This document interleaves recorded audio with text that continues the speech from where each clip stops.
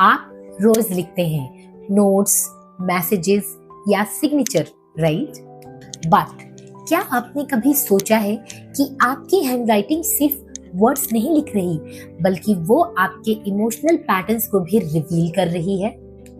और सबसे इंटरेस्टिंग बात, ये सब आप अननोइंगली करते हैं, आप कॉन्शियसली डिसाइड नहीं करते, फिर भी आपकी राइटिंग आपके इनर स्टेट का रिफ्लेक्शन होती है। और जब आप ये समझना स्टार्ट कर देते हैं तो आपको सिर्फ अपनी हैंडराइटिंग नहीं बल्कि अपने आप के बारे में भी क्लैरिटी मिलने लगती है। इसीलिए आज हम एक्सप्लोर करेंगे कि कैसे आपकी हैंडराइटिंग आपके इमोशनल स्टेट को रिफ्लेक्ट करती है। नमस्ते everyone, I am Amita Anoop, an inner transformation mentor, handwriting analyst and a graphotherapist। और मेरे एक्सपीरियंस में लोग अपनी लाइफ में चेंज चाहते हैं, लेकिन उन्हें समझ नहीं आता कि उनके पैटर्न्स आते कहाँ से हैं, और वही हैंडराइटिंग एक पावरफुल डोरवे बन जाती है। सबसे पहले एक सिंपल सी बात समझते हैं, जब आप लिखते हैं तो आपका brain, nervous system and subconscious mind सब कुछ एक साथ काम करते हैं। इसीलिए राइटिंग एक मैकेनिकल एक्टिविटी नहीं होती, ये एक न्यूरोलॉजिकल एक्सप्रेशन है। और इसी वजह से आपकी हैंडराइटिंग आपके इमोशनल टेंडेंसीज को रिफ्लेक्ट करती है। तो चलिए पहला पैटर्न समझते हैं, जो है स्लांट ऑफ हैंडराइटिंग। अगर आपकी हैंडराइटिंग राइट साइड की तरफ थोड़ा सा टिल्टेड है तो ये ऑफन इंडिकेट करती है emotional expression, openness and connect करने की टेंडेंसी। अगर राइटिंग लेफ्ट साइड की तरफ टिल्टेड है तो ये एक्सप्रेस करती है emotional withdrawal, past attachment and guarded nature. अगर आपकी हैंडराइटिंग स्ट्रेट है तो ये आपका इमोशनल कंट्रोल और बैलेंस शो करता है। अब आप एक सेकेंड के लिए सोचिए कि आपका हैंडराइटिंग स्लांट कैसा है और क्या वो आपके बिहेवियर से मैच करता है।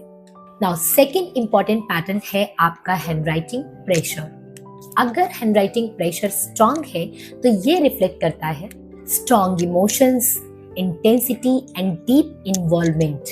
और अगर प्रेशर लाइट है तो ये इंडिकेट कर सकता है इमोशनल सेंसिटिविटी, लो एनर्जी या फिर समटाइम्स विथड्रॉल।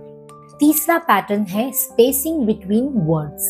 अगर वर्ड्स के बीच में बहुत ज्यादा स्पेस है तो ये रिफ्लेक्ट कर सकता है emotional distance, need for space या फिर इंडिपेंडेंस। अगर वर्ड्स बहुत क्लोज हैं तो ये इंडिकेट करता है क्लोजनेस की नीड, इमोशनल डिपेंडेंसी या फिर कनेक्शन सीकिंग बिहेवियर। और ये सब सिर्फ ऑब्जर्वेशन तक लिमिटेड नहीं है। सबसे पावरफुल बात ये है कि ये सब पैटर्न्स चेंज किए जा सकते हैं। जब आप कॉन्शियसली अपनी हैंडराइटिंग को चेंज करते हैं तो धीरे धीरे आप अपने सबकॉन्शियस को भी रीवायर करते हैं, और इसी प्रोसेस को ग्राफोथेरेपी कहा जाता है। इसका मतलब ये नहीं है कि आपकी हैंडराइटिंग आपको डिफाइन करती है, लेकिन ये जरूर बताती है कि आपके अंदर कौन सा पैटर्न एक्टिव है। और जब आप अपने पैटर्न्स को देख लेते हैं तो आप उन्हें चेंज भी कर सकते हैं। बहुत सारे लोग अपनी लाइफ में चेंज चाहते हैं, लेकिन उन्हें समझ नहीं आता कि उन्हें एग्जैक्टली करना क्या है, और वहीं पे हैंडराइटिंग आपको क्लैरिटी देती है। अब मैं आपसे एक क्वेश्चन पूछना चाहती हूँ, क्या आपने कभी भी अपनी हैंडराइटिंग को इस पर्सपेक्टिव से ऑब्जर्व किया है? अगर नहीं किया तो आज से स्टार्ट करिए और कमेंट्स में लिखिए आई ऑब्जर्व्ड।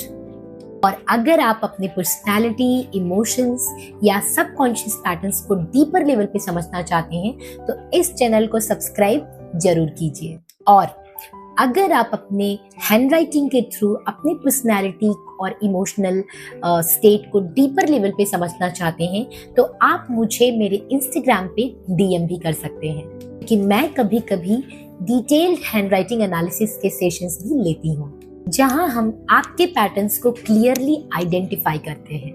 याद रखिए, आपकी हैंडराइटिंग आपकी कहानी लिख रही है, सिर्फ पेपर पे नहीं, आपके अंदर भी। जब आप उस कहानी को समझ लेते हैं तो आप उसे रीराइट भी कर सकते हैं। सो अगर ये वीडियो आपको पसंद आया, so please like my video, subscribe to this channel and share it with someone who needs to hear this. Thank you so much for watching. Take care and bye bye.